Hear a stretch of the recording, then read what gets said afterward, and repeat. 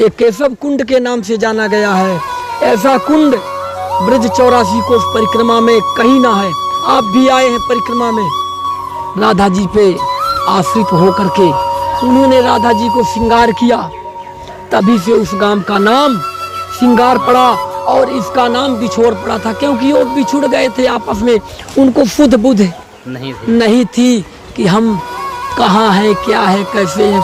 परिक्रमा में माता बहनें भाई बंधु जो चलते हैं आते हैं, आप देख लो कोई एक लेटरिन जाने के लिए कोई एक साधन नहीं है। प्रशासन से अभी क्या मांग करना चाहते हैं? हम तो ये चाहते हैं, पहली बात कि बिजली, हमको बिजली मिले और पानी मिल जाए, और जो कुछ शासन से सुविधाएं मिल रही हो, टेंट वगैरह, लेटरिन माता बहनों के लिए, महिलाओं के लिए, उनके लिए लेटरिन टैंक तो जरूरी है। देखो महिला अभी खुले में सोच जो है जाना, अरे खुले में क्या, अब क्या बताएं, इतनी शर्म दर्दनाक बात है कि मैं क्या बताऊं, शर्म आती है। लेकिन अब बेचारी मुसीबत में क्या करे वो।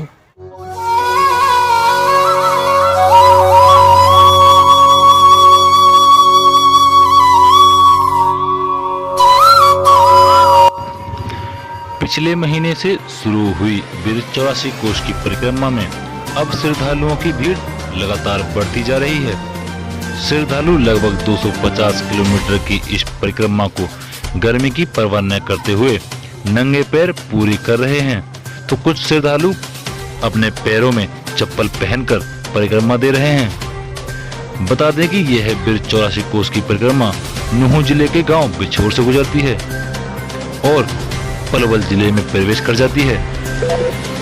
दिन के समय तापमान अधिक होने के कारण परिक्रमा मार्ग में श्रद्धालु गांव में बने प्राचीन लक्ष्मण जी मंदिर पर विश्राम करते हैं। श्रद्धालुओं की सुविधा के लिए ग्रामीणों की ओर से मंदिर में भंडारे आदि का आयोजन किया जा रहा है, लेकिन गांव में जिला प्रशासन की तरफ से श्रद्धालुओं के लिए किसी तरह की कोई सुविधा नजर नहीं आ रही है। मंदिर के पुजारी ने बताया कि मंदिर में पीने के पानी व बिजली तथा शौचालय की सुविधा न होने से श्रद्धालुओं को बहुत परेशानियों का सामना करना पड़ रहा है। उन्होंने प्रशासन से मांग की है कि जल्द से जल्द इस समस्या का समाधान किया जाए। इसी खास पेश कर हमारे साथ जो है लक्ष्मण जी मंदिर के पंडित जी जुड़ रहे हैं, इनसे बात करते हैं कि किस तरह से परिक्रमा चल रही है और किस तरह से जो है यात्री यहाँ आ रहे हैं। पंडित जी बहुत बहुत स्वागत है हमारे चैनल में आपका। मैं एक बात कहना चाहता हूँ कि ये जो परिक्रमा चल रही है, ये तो जो ये मर्ज निकला हुआ है, कहते हैं कोरोना है, इसको भगाने के लिए जब सभी ब्रजवासियों ने ऐसा ठाना कि अम्मल के महीने में परिक्रमा जरूर लगाएंगे, चाहे कुछ भी हो, और इस कोरोना को हम दूर भगाएंगे, तो ऐसा है कि हमारे इस कुंड में जो यात्री पिछले तो लाखों करोड़ों की संख्या में आदमी स्नान कर गए, लेकिन अब की इस मर्ज के चलते थोड़ा सा ढीली परिक्रमा है, लेकिन फिर भी इतनी कम नहीं है। और इसमें तो लाखों पब्लिक स्नान करती है। एक केशव कुंड के नाम से जाना गया है। ऐसा कुंड ब्रज 84 कोस परिक्रमा में कहीं ना है। आप भी आए हैं परिक्रमा में करते, लेकिन कहीं कुंड ना मिला होगा ऐसे तालाब में स्नान करने को। वास्तव में सही अगर बात करें तो परिक्रमा जो है कितने राज्यों से होकर गुजरती है? ये तो आप समझो कि जैसे यूपी हो गया, राजस्थान हो गया, हरियाणा हो गया, ये 3 ही राज्य परिक्रमा मार्ग से आते हैं और गुजरते हैं 84 कोस की परिक्रमा। और ऐसा है कि ये कुंड जो है हमारा केशव कुंड के नाम से जाना गया है। इसमें कृष्ण भगवान जी और राधा जी इस कुंड में स्नान किए थे, और जब स्नान करते समय उन्होंने डुबकी लगाई तो दोनों आपस में एक दूसरे को भूल गए, इतना मग्न हो गए मतलब प्रेम में कि उनको शुद्ध बुद्ध भूल गई। और वो दोनों संघे जब निकले तो उनको ध्यान नहीं था कि हम राधा जी के संग हैं कि हमारे संग राधा जी हैं।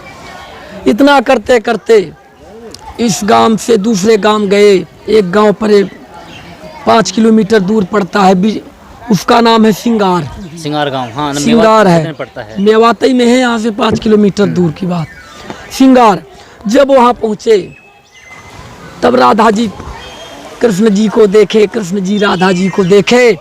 तब वहाँ पे जाकर जब पूछे तो कृष्ण भगवान को एकाएक राधा जी पे आश्रित होकर के उन्होंने राधा जी को श्रृंगार किया। तभी से उस गांव का नाम श्रृंगार पड़ा और इसका नाम बिछोड़ पड़ा था, क्योंकि वो बिछुड़ गए थे आपस में। उनको शुद्ध बुद्ध नहीं थी कि हम कहाँ हैं, क्या है, कैसे हैं। ये तो कहने को मतलब 2-3 हजार वर्ष पुराना कुंड है। इतिहास बताता है कि ये आज को कुंड नहीं है, पक्का तो अभी बनाए हैं 50 साल पहले, लेकिन ये बहुत पुराना कुंड है कहने को मतलब। और हम लक्ष्मण जी पंडित जी लक्ष्मण जी मंदिर है, प्राचीन मंदिर है लक्ष्मण जी का यहाँ जो ये जो है, तो आप समझ लो कि सबसे पुराना मंदिर तो भोले का है। इसमें भोले की पिंडी जो है तो जमीन से निकली हुई है जी। इसको लोग महत्व समझे ना जाने, लेकिन ये जमीन से निकली हुई भूतेश्वर महाराज है, भूतल से निकली हुई है यहाँ से। हाँ, क्योंकि इसकी खुदाई हुई जब विराजमान करते थे, मंदिर बनवाया गया तो ऐसा हुआ कि पिंडी को ऊपर कर दे, लेकिन जब खुदाई करने लगे तो इसका छोर नहीं मिला, इसका छोर नहीं मिला पिंडी का, तो बंद कर दिए, वहीं पे मंदिर बनवा दिए, स्थापना करवा दिए। और कहने को मतलब हमारे यहाँ एक बात की और दिक्कत है सबसे बड़ी। पंडित जी पूछना चाहूँगा मैं आपसे, यात्री आते हैं यहाँ परिक्रमा के लिए, खाने की व्यवस्था, बैठने की व्यवस्था किस तरह से यहाँ जो है की गई है आपके माध्यम से? खाने की व्यवस्था ऐसा है कि हमारा समाज जो है ये हमारे गांव समाज की तरफ से हमेशा अधिक मास में 1 महीने भंडारा चलता है। और ऐसा है कि सरकार तो इतनी वो है कि हमारे पास सरकार को कोई साधन ही नहीं है। परिक्रमा में माता बहनें भाई बंधु जो चलते हैं आते हैं, आप देख लो कोई एक लेटरिन जाने के लिए कोई एक साधन नहीं है। अच्छा, मोबाइल टॉयलेट जो होते हैं रखे होते हैं प्रशासन की तरफ से, कुछ नहीं है, कुछ नहीं है, कुछ नहीं है। जनता भी देखती है, कोई बनावटी बात नहीं है। जनता आकर के देख रही है कहाँ जा रही है। फिर दूसरी बात, ना तो लाइट मिलती इस मेवात इलाके में कि हम उनकी बेचारों की पूर्ति कर दे मीठे पानी से, खारे पानी से, नहाने धोने की किसी तरह से हम टैंकरों से पानी मंगवाते हैं पीने को, उनको बड़ी मुसीबतें हैं।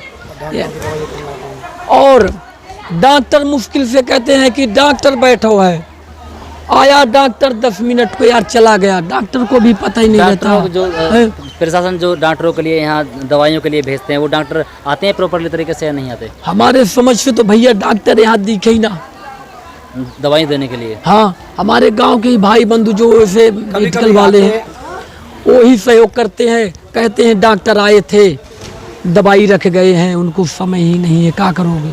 अच्छा, अभी जो है न लैट्रिन की सुविधा अभी भी यहाँ पर नहीं है? बिल्कुल नहीं है। लाइट की अगर बात करें, रोशनी कैसे करते हो शाम? मुश्किल से। अब मैं क्या बताऊं, जब भोजन करवाता हूं उनको तो 7 साढ़े 7 बजे लाइट ही चली जाती, आरती करना है लाइट ही चली जाती। आरती की छोड़ दो बात, जब कम से कम रात को 2-3 हजार पब्लिक इकट्ठा बैठती है मंदिर में रहती है, तो भैया उनको भोजन कराना, पानी पिलाना मुश्किल पड़ता है लाइट के अभाव से।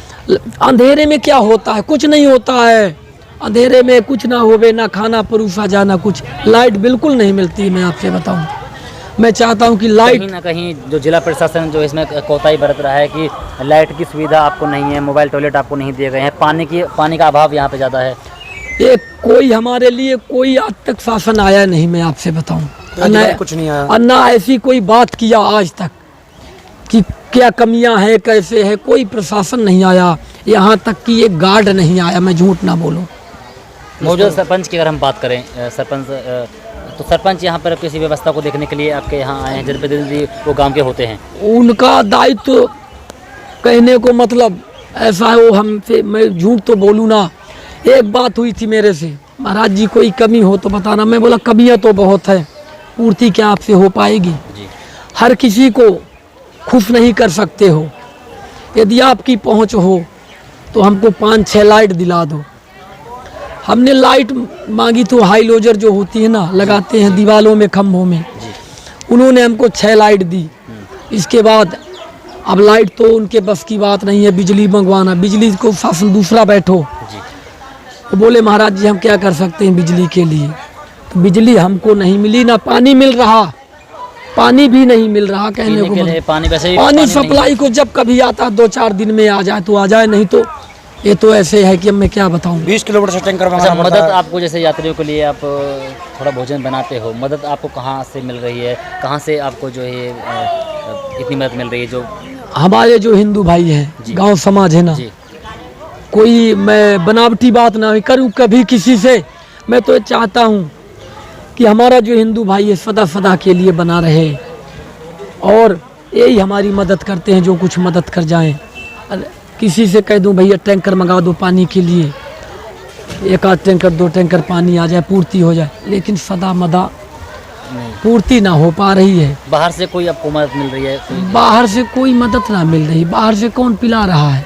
अच्छा, अगर बात करें कितने यात्री यहाँ पर डेली यहाँ तो 10,000 पब्लिक रोज को आती है, ऊपर पब्लिक निकल जाती है 10,000 से भी रुकने के लिए। ये तो परिक्रमा है, पब्लिक को मूड है कि अभी चल देंगे तो चलते ही रहती है पब्लिक, लेकिन अभी तो इनको दोपहर में ही पब्लिक रुकती है, ठहरती है जी। और रात को ही भोजन जब करके विश्राम करने के लिए जगह ढूंढती है।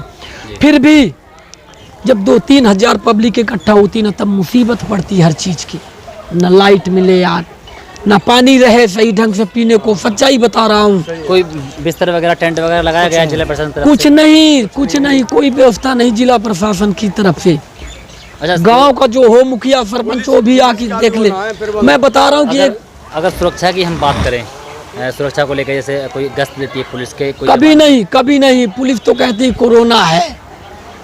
कोरोना है, क्या करना है, पब्लिक मान रही है, पब्लिक को सरकार रोक दे, अपने आप परिक्रमा रुके।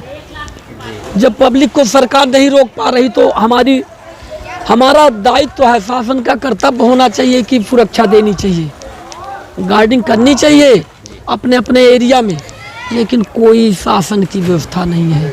आ करके कोई देख ले, कोई झूठ फोरेब की बात नहीं करता, एक ही चाल गांव के आदमी को बुला के इकट्ठा कर लो।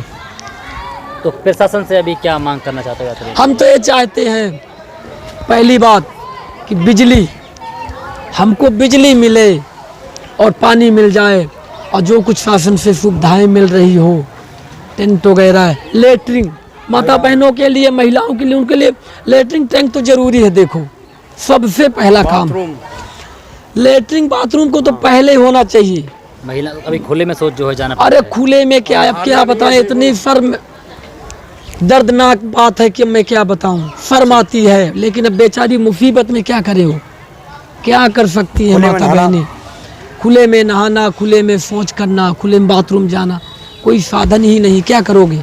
ठीक है, ऐसी बात है। ठीक है पंडित अब इसी के साथ मैं अपनी वाणी को विराम देता हूँ। ठीक है, बहुत बहुत धन्यवाद पंडित जी।